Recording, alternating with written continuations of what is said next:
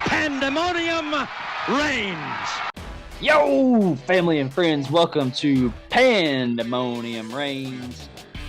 I'm the co-host. That's my host. I'm Dan. He's Mike. What up?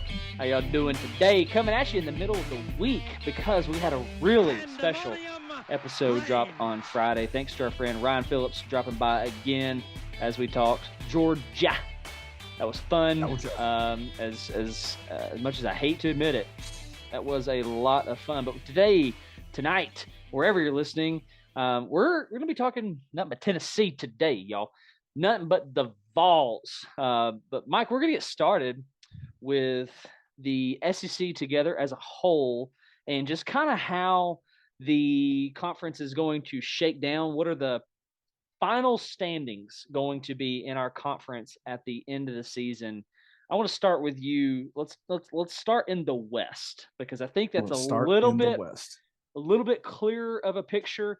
Let's start in the West. But I want you to start at the bottom, okay? Okay. And then work your way up. Who's last in the West? Absolutely. And it's funny because when I did this, I actually thought the East shook out a little bit easier for me. I felt a little more clear about it, but we can still start with the West. I'm more than fine with that. Okay. Coming in seventh in the West kind of breaks my heart a little bit to say this because we just have so many common hates. We have so many common enemies, but I've got the Auburn Tigers coming in 7. Just the drama. I don't love their quarterbacks. Mm-hmm. I don't love everything they've lost in terms of transfers. It's the Auburn Tigers at 7 in the West for me. Yep. And then do you want me to go ahead and run through my entire SEC West, or do you want to give me your 7? Well, I'll give you my 7 real quick. I also have Auburn. We're in agreement right there. I just think there's too much pressure on Auburn as a whole and on Coach Harsin as a whole. And I think they're going to be not necessarily one-dimensional, but they're going to lean on Tank a lot. Yeah. There's questions at quarterback. It seems like it's going to be TJ Finley. However, with all these questions and unclear quarterback, knowing who your Q is, I don't like it in that gauntlet that is the West. Auburn at 7. Yeah, absolutely. Moving on up to number 6 in the SEC West, I've got LSU. We'll talk about LSU. We'll talk about all these teams in depth in a future episode. Just want to let you guys know that. Yeah. But I've got LSU coming in 6th in the West. There really is a logjam ahead of them. Mm-hmm. But I think with what they lost, with Brian Kelly adapting to the SEC, I think they come in at 6. Okay. I don't hate that, especially considering all the questions that we have surrounding LSU. What kind of coach is, or how well is Coach Kelly going to do down there in his Southern accent? I don't know. It sounds like it's going to be Jaden Daniels, but anyway, I put Mississippi State, and I really struggled to do that because there's things I like about Mississippi State. I just feel like it's going to come down to trying to outscore, which if you're listening to this, you're like, well, duh, that's what you do. You score more points than the team. But I mean like shooting matches. And I don't see them winning every one of those, obviously. Yeah. Anyway, I just and for lack of better words, there's just not a lot that I know about those guys outside of Will Rogers. So I got the Mud Dogs at the 6th spot. I bet. I've really got a logjam here, is what I've got. I've actually got Mississippi State and Ole Miss really close together. Okay. I could see either one being 4 or 5 in the West. For the sake of my personal bias, I've got Ole Miss at 5th. I think that it's kind of like Kentucky. You just don't win 10 games that often at Ole Miss. Mm-hmm. You just don't have a quarterback like Matt Corral at Ole Miss that often. Mm-hmm. And I don't think that Jackson Dart is Matt Corral. I also don't think that Altmaier is Matt Corral. Yeah. Will they have good quarterback play? Will those guys play above their head? Probably. I would say yes, because Lane Kiffin is kind of that guy. Yeah. But when looking at the schedule overall, when thinking about how special last year was for Ole Miss and how things kind of come together for them, I don't see them repeating that just because that's not what Ole Miss is over the history of their existence. So I'm going with Ole Miss at number 5. Yeah. This is the part of the division where I feel like a lot of these are interchangeable. But right here, I've got LSU. Okay. And again, a lot of questions surrounding those guys. Who are they going to be? What's their identity going to be? But I don't know. Again, a lot of these are really interchangeable. And with your comments on Ole Miss, I agree. None of those guys are Matt Corral, and I think a lot of people assumed that it was going to be Jackson Dart, but it doesn't sound like it's going to be Jackson Dart. However, if I am an Ole Miss fan, I am concerned at the loss of Levy, but I still love Lane Kiffin and his ability to call plays. So, Yeah. with that said, and in my next spot, I have Ole Miss. What about you? Okay. Yeah. My next spot, I've got Mississippi State finishing right there. Whether you want to say tied for fourth in the West with Ole Miss, or maybe they'll obviously somebody win that game head to head. So maybe they win that head to head. I've got Mississippi State at 4. Okay. Perhaps the Will Rogers hype, the Mike Leach year 3 at his current stop bias is getting to me a little bit. Yeah. But I am a bit of a believer in those guys, just that combination of head coach and quarterback. We've talked about it on our Georgia podcast with your buddy Ryan. Mm-hmm. We've talked about it a bit, and you said it a moment ago. I don't know those guys, but I'm going to trust the veteran head coach, the Pirate himself, and Will Rogers to come in at 4th in the West. Okay. I don't hate that at all. I mean, I have Mississippi State lower, but I can very well see them finishing 4th there in that division. I think right here in the top 3, at least for me, things start to become a little bit more clear. 2 and 3 are up for debate. There's an argument there, but for the sake of conversation, I have Arkansas at 3. And the reason I gave Arkansas 3 and this is pretty clear, Texas A&M at number 2 is because in that matchup, that head-to-head, it's going to be in College Station. So yeah. I'm going to give the Aggies the nod there at the 2 spot, Razorbacks at the 3 spot. It sounds like we're going to have the top 3 in the SEC West, because I've also got Texas A&M at 2 and Arkansas at 3. I want Arkansas to shock the world. Go win a natty. Hey, be my guest. Do it. But I think overall I like Texas A&M's roster just a little bit. I like that head-to-head being in College Station. I like KJ Jefferson a lot, and I like a lot of those guys a lot. Jalen Catalon. Yeah, they've got some guys to replace, but they either brought in transfers and they've recruited fairly well.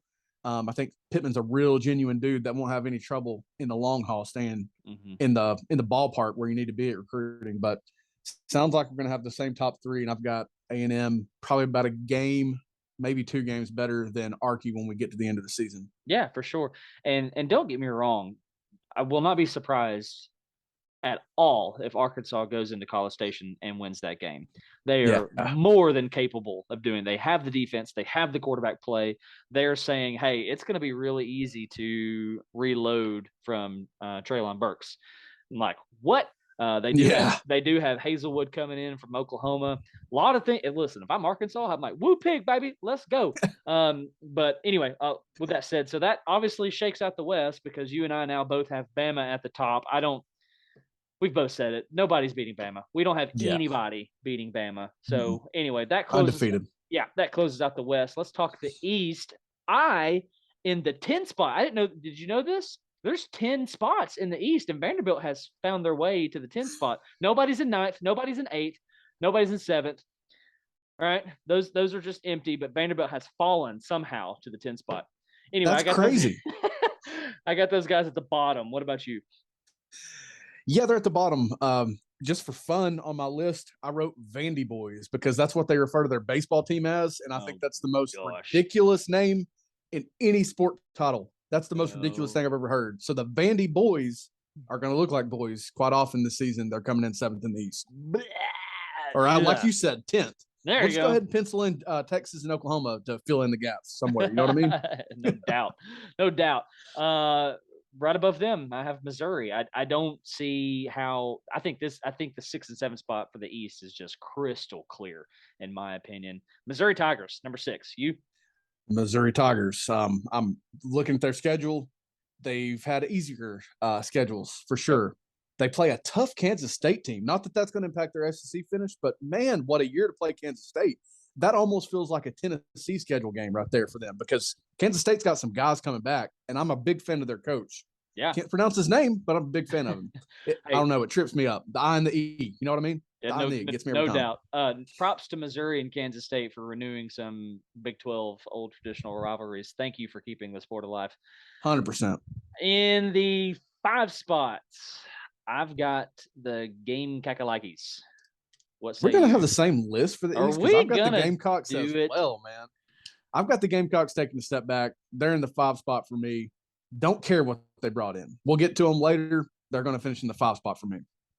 You know, I'm going to piggyback off that just for a second. I really don't care. I don't care that your name is Spencer Rattler, and I don't care what your tight end's name that also came from Oklahoma. This ain't Norman. This is Columbia, South Carolina. There's a part of me that just wants to say, listen, you are who you are. And we are really close to that as Tennessee fans. But you know what, South Carolina, I think you are who you are. This is not Norman. Spencer is not surrounded by all these athletes that he had in Norman. And he lost the job. He lost the job to a really good quarterback in Caleb Williams. But anyway, I got those dudes 5th. 4th is where things really, I'll be honest with you, where things really started to get weird and iffy for me. All right. But I put the Gators. I got the Gators there, and I couldn't have been more happy to do it. Woo! Man, we may have the same list. I promise you, listeners, there's been no collusion on this list. We put these lists together over about 15 or 20 minutes before we jumped on here. Yep. There's been no collusion. I've got the Florida Gators at 4. When I look at their schedule, I see where that 6-6 talk is really about because like other teams out there, they're playing a bit of a tougher schedule than they're notable for. I mean, even though they're hosting Utah, they don't play preseason games early season games like Utah. Yep. And for me, it's going to be a lot about momentum for them. And there's a really good chance that they start off with some negative momentum playing Utah and Kentucky so early. Yeah. But yeah, they're in the 4 spot for me. Gotta hope they fall to further than that, but they're in the 4 spot for me at this point. Hey, no doubt. And so with that said, and I'm going to piggyback and give you the 3 spot for myself here. I put Kentucky. And the reason I gave Kentucky the nod over Florida is just because I feel like we've said this about LSU. I feel like we've said this about Ole Miss. There's just a lot of question marks regarding the things going on in Gainesville, Florida. What kind of coach is Napier going to be down there? Starting to recruit better, but they've lost their backup quarterback. So it is the load is primarily on Anthony Richardson at this point, and they are putting a ton of pressure on that guy. But anyway, with that said, I just like Kentucky way better. The consistency in the program, the depth there, I like it all more than I do Florida. What say you at the 3 spot? Pretty sure we're going to have the same list. We're going to have the same list. Kentucky at 3. Yeah, I like the stability of Stoops, even the stability of Will Levis. We've kind of bashed the guy a little bit on our show, but I mean, if he can stop those turnovers a little bit more than he did last year, and if they can find a committee or a guy to break out and give us something that looks like Wan'Dale Robinson, they're going to beat Florida in week 2. And I think the road is going to be easily paved for them to finish 3rd or above in the SEC East. And I've got them at 3 for some of those same reasons, oddly enough, but I've got them at 3 in the East. Okay. Yeah, fair enough. Which leads us to the Vols at the 2 spot, which we've already spent a lot of time talking about Tennessee because that's who we bleed. We bleed the orange. But I have them essentially at the 2 spot just because I don't see us beating Georgia. I do think we're going to get into a dogfight with Kentucky. I do think things can get nasty with Florida. USC, you know what? Depends on what day I woke up that morning. Do they worry me? Do they not? As of right now, they do not. Yeah. But anyway, with that said, Florida feels like a roller coaster, and I feel like if we can get that Florida win, things are going to continue to trend very well for us, and we'll take a lot of momentum into Lexington. The game in Baton Rouge versus LSU concerns me, and that could affect us overall in the East. But as for right now, I'm gonna stick us at number 2. We don't have the same list. I have us beating Georgia. Just kidding. That's what I want. I really do. I'm not going to be a hot take guy. I'm going to tell you how I feel, and I feel like Georgia's going to win the East. They're going to lose to Alabama and Atlanta. Yep. Tennessee's going to be second in the East. Agreed. And, I still feel good about that. 8-4, 9-3, 10-2 being the ceiling. I still feel good about that ballpark. Things could go worse. I don't see that happening with the group of guys coming back. I've got Tennessee at 2 and Georgia at 1. There you go. There you go. So that rounds out our conference standings for the 22 season. We think the top is pretty crystal clear. At the end of the day, the only thing that the national media is going to be talking about is Alabama and Georgia. But if you're a Vols fan, we got us 2 in the East. So we're going to take a second here. We're going to talk about maybe how Tennessee falls into that second spot into the East, and we're going to rank the games of difficulty, the most difficult games from least difficult to most difficult on the Vols schedule. So the bottom feeders, this should be easy. Let's see if we agree here. I'm just going to give you my bottom 3. Easiest, UT Martin. Second easiest, Akron. Third easiest, Ball State. No dispute. Absolutely. Okay, let's see if we continue to land in agreement. Vanderbilt. Then Missouri. Yep. Okay. Next, I have South Carolina. That puts us at the 6th most difficult game. You agree? On paper, as of today, I agree. Okay. All right. So no differences there. The 5th most difficult game for me is Florida. I'm torn here. I'm torn between Florida and LSU, but because of LSU having the more recent success overall in the sport, I think recruiting a little bit better. Dan Mullen's recruiting is part of why he's not there. I'm going to put Florida ahead of LSU in terms of difficulty. Could be a very tough game. They have players to make it tough, but yes. Okay. It's going to be Florida a little bit easier than LSU, if for no other reason than where the game's going to be played. Okay. All right. Fair enough. I was actually incorrect. South Carolina is the 7th most difficult game, not the 6th. For myself, it's Florida at number 6. And then at the 5th most difficult game for us, I have Pitt. Yeah. I'm going to say Pitt too. I'm not just trying to agree with you. I just think there's too many reasons why that makes sense. It's on the road. They have a pretty nasty defense that we've heard about, especially up front. Yep. They're expected to be able to run the ball, which could obviously soften the blow of losing Addison and Pickett and the OC. So yeah, I'm going to go Pitt. And then not to jump the gun, but they're ahead of Kentucky for me, Kentucky following Pitt. Pitt being a more difficult game. Oh, than, okay. Yeah. Okay. All right. Fair enough. What concerns me in this moment about Pittsburgh is, Narduzzi did say what he said about his old offense coordinator, but they went out and got a dude who put up some numbers. I believe he comes from Boston College, and if I remember right, they were the 3rd best offense overall in the country last year. So, but you know what? You don't have Kenny Pickett anymore, and every quarterback you have on the roster is not Kenny Pickett. And it sounds like Slovis is not going to be your starter, transfer from USC. News coming out of there. So, you know what? Bring it on. Yeah. Bring it on. After Pitt, the 4th most difficult game for me is LSU. Large in part because it's in Baton Rouge. Don't like it. Yeah, I'm with you on that. I believe I had LSU a little bit more difficult than Florida a moment ago. What I was trying to say before I tangled my words together so well a moment ago is that I have Kentucky in this spot. I just think they're a more complete roster. The trenches are probably more solid on both sides of the ball, a little bit more so than Pitt. And they return their quarterback. Yeah. They don't return, some of the other guys, but they return their quarterback who's getting a lot of hop. They returned the 2 running backs that have been there for 47 and a half years. Yeah. That's where Kentucky falls for me. Despite it being at home, that's where they're going to land for me. Agreed. Yeah, I don't hate that at all, which I have Kentucky at the 3rd spot. The depth, the consistency there. Will Levis, however you say his dang name, returning at Q for them, but they do lose Wan'Dale Robinson.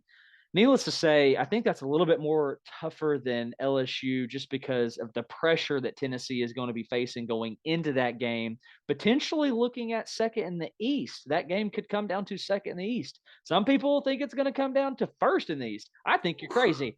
However, a lot of pressure going into that. By the time we get to LSU, things are starting to be pieced together. By the time we get to Kentucky, we're going to have a more laid out picture. And I think there's going to be a lot of pressure. Both teams are going to be playing for a lot. Neither one of us are going to be playing, just trying to disrupt the other team's season. Kentucky, Tennessee are going to be coming into that game with a lot to lose. Certainly. And I think Kentucky's going to be fired up all year long because of this whole basketball school thing and all the garbage surrounding that. Coach Calipari being the child that he is, Barnhart, the AD, making the weird remarks that he is. I think they're going to be together all season long, very fired up. And, I think they have a very high ceiling, but we'll have to work through some things to get there for sure. Yep.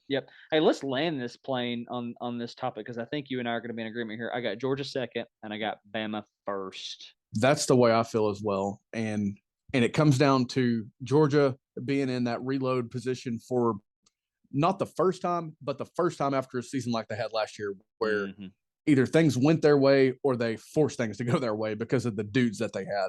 Yeah. And, like your buddy talked about, like Ryan told us, that leadership could be interesting. Alabama's leadership is decided, man. I mean, it's decided on offense and defense. And yes, Stetson's back.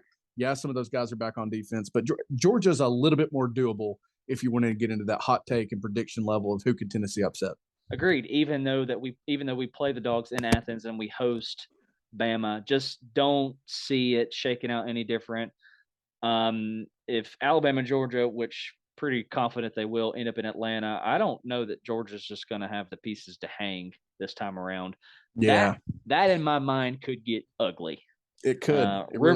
Rumor on the street or the boys in Tuscaloosa are pissed. So, don't like that. But the most concerns here for me as a Tennessee fan, really Kentucky, LSU, Pitt, Florida, that mid third to what would that be, sixth overall in difficulty. But anyway, so you had some comments as we round out that conversation that you wanted to make about Brew McCoy. What has got you brewing on Brew McCoy? Talk to me. What's up? I'm glad you made me laugh because this situation really, really fires me up. We've warned everyone that I'm an angry person. I've not really let that out yet. Bring it on. When I think about this Brew McCoy situation, now, granted, I'm not deeming him innocent, nor am I deeming him guilty in the situation with the ex-girlfriend, the situation that occurred at USC. There were talks that he would no longer be allowed to participate in sport events at USC. Like, that's how they felt about the situation. Mm-hmm. That's fine. He's no longer there, though. Tennessee, when they decided to take him as a transfer, obviously had in mind that he could participate in sporting events. They didn't take him to have him as a bench warmer or have him as a practice toy.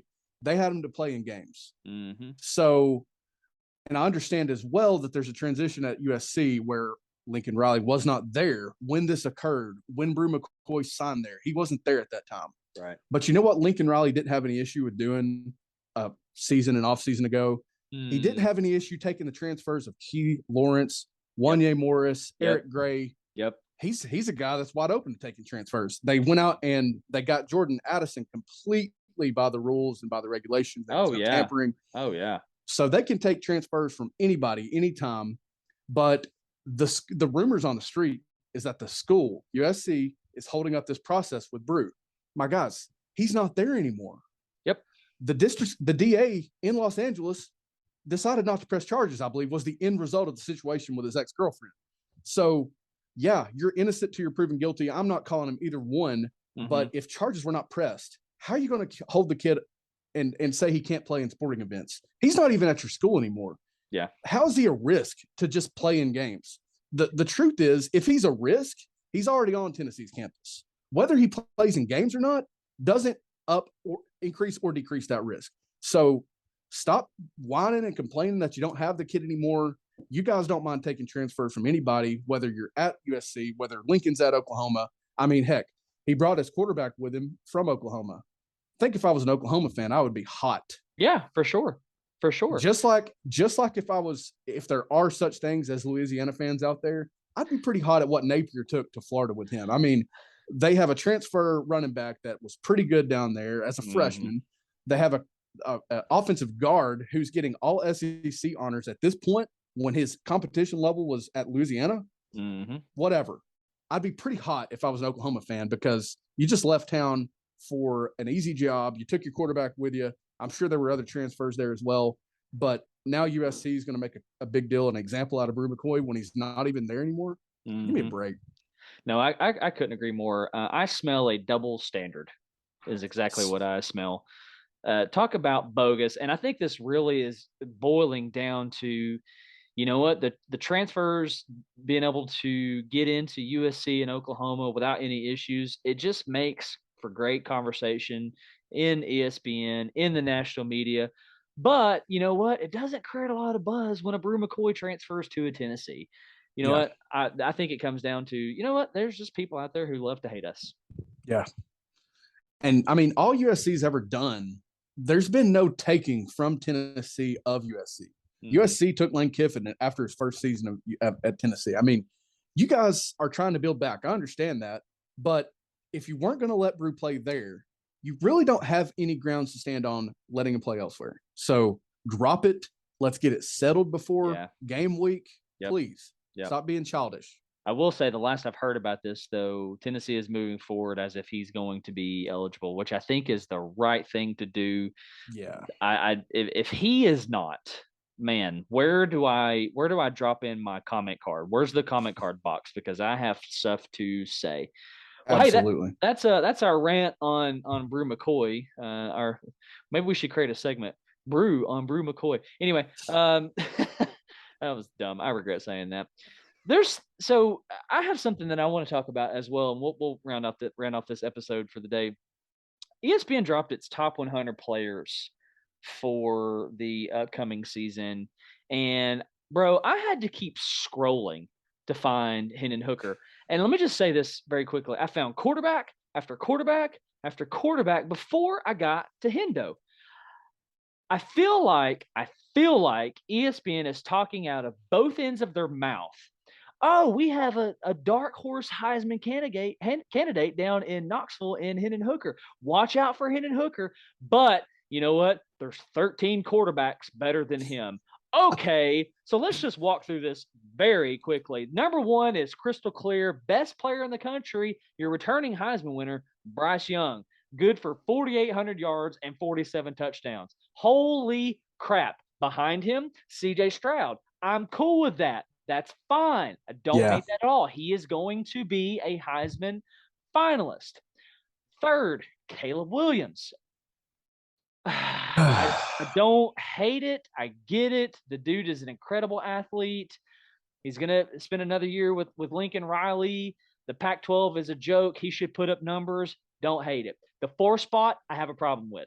Have you looked at this list, Mike?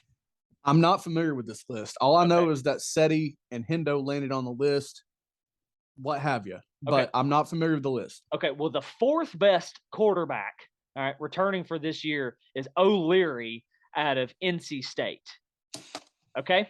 Really, guys? Yeah, really? Okay. Listen, the dude's good. I mean, the dude's good enough to beat a really good Clemson defense last year. But the fourth best quarterback? Okay. All right, let me continue on. The fifth best. How is this dude making this list? And do I have this wrong? Is Hartman playing this year? Dude, why would it be such big news about him potentially not playing if it looked like he was going to play? Like, I understand he deserves a spot on the list because he is a good player and he might play, but Wake Forest is still getting hype as if he was full send, full go. Yep. Don't get it. Well, let's keep moving because it only gets better. The sixth best quarterback that they have, get ready to be pissed. All right, we've warned you guys on the thing there that Mike is angry. The sixth best quarterback, bro, Tyler Van Dyke. Okay, 2,900 yards, 25 scores, 6 picks. Good numbers.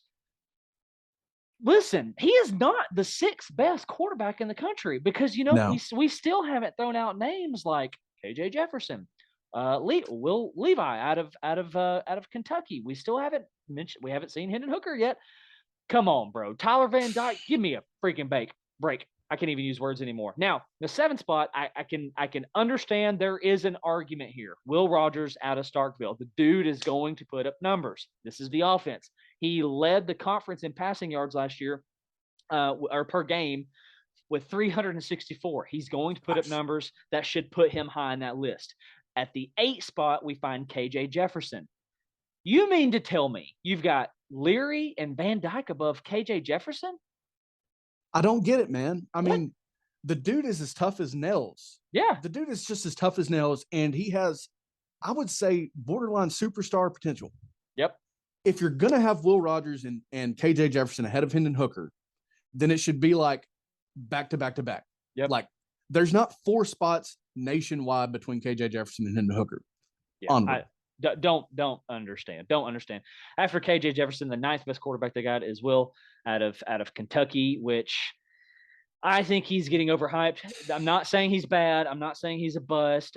Do I think he will be a good NFL quarterback? Yes. Do I think he's the 9th best overall quarterback? No. I think he's above Van Dyke. I think at this point, I think he's above Leary, and I think he's above Hartman, because Hartman's probably not playing. Yes, exactly. But anyways, here we are. We round out at the 10th best quarterback, Grayson McCall. Okay. Oh, is there an argument? Maybe. 71% of his passes completed, 5,300 yards, 53 touchdowns, only 6 interceptions. Can we argue that they don't play anybody? I mean, is that an argument? It's 100% an argument. I mean, if we're going to have Grayson McCall at, what'd you say, 10? Yeah, 10th best quarterback. Yeah. Are we saying that Leary and Van Dyke and Hartman, if he was healthy, are going to land in that ballpark because they don't play anybody? Is that what we're doing? That's what I'm saying. I don't get it. I don't get it. Is he a bad quarterback? It's not what I'm saying. Exactly. It's not what I'm saying. Exactly. Anyway, moving on, the 11th best quarterback. You ready? I hope you're pissed. Stetson Bennett. Again, what are we doing? Are we doing? I feel like they're talking out of both ends of their mouth. Oh, Stetson's playing with a chip on his shoulder. Yeah. But he's 11th. Listen. We've talked a little bit about Stetson, and some of his numbers actually did make me kind of open my eyes a little bit more and think, hey, maybe he is being overlooked a little bit. Mm-hmm. If we're looking at quarterbacks, if we're looking at quarterback prospects, I don't know how you want to turn this.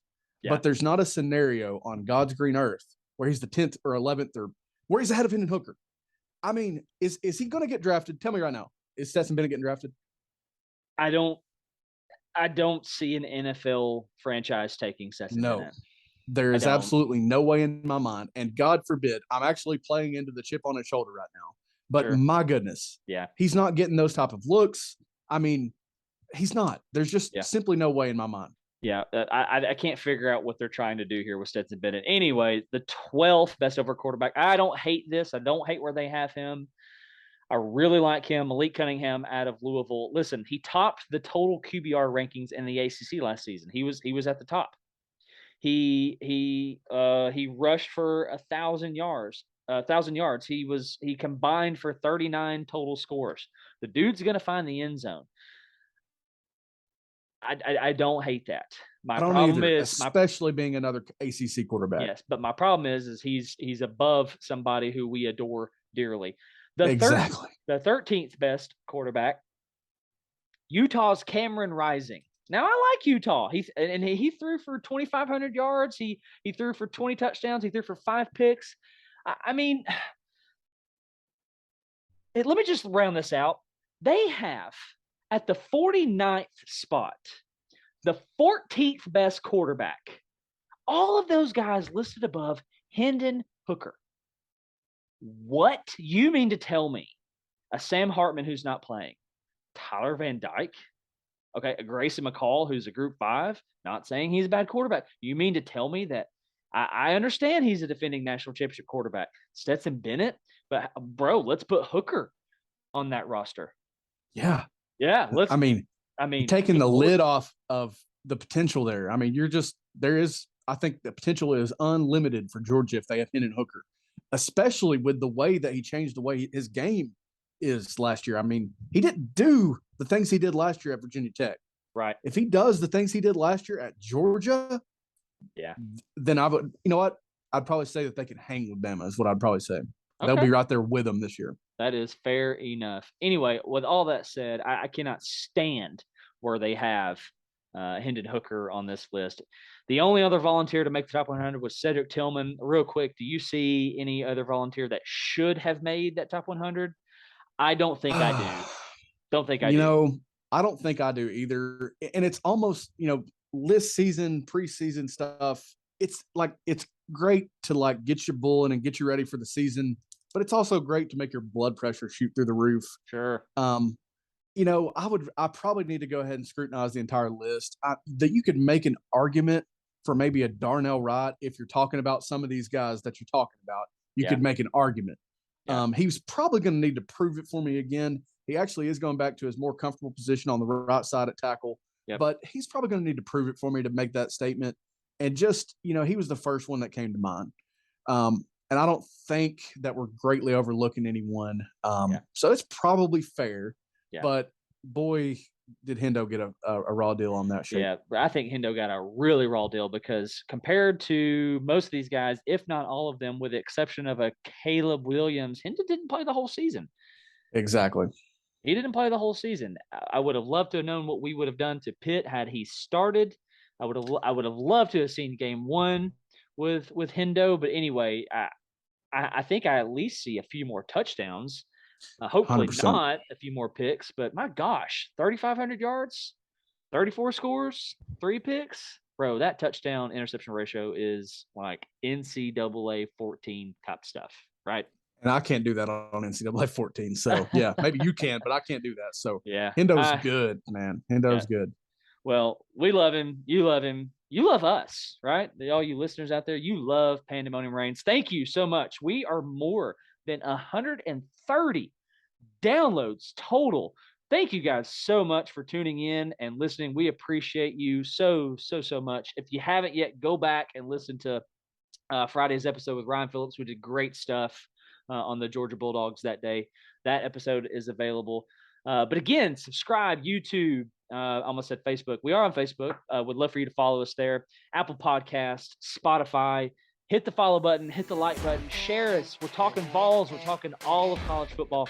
Anyway, with that said, anything you want to say to our beautiful fans out there, Mr. Walker? Not a whole lot to add. ESPN, don't make me angry. You won't like me when I'm angry. It's that simple. For all those, for those that have subscribed and downloaded and listened in our first month or 6 weeks of doing this show, thank you. It's been a lot of fun. We're going to keep doing it. Continue to interact. Continue to check us out. Tell your mama. Tell your papa. Tell your daddies. Tell your greasy grannies. We love you guys. This is Pandemonium Reigns. We'll see you guys on Friday. Peace. Chicken grease. Pandemonium Reigns.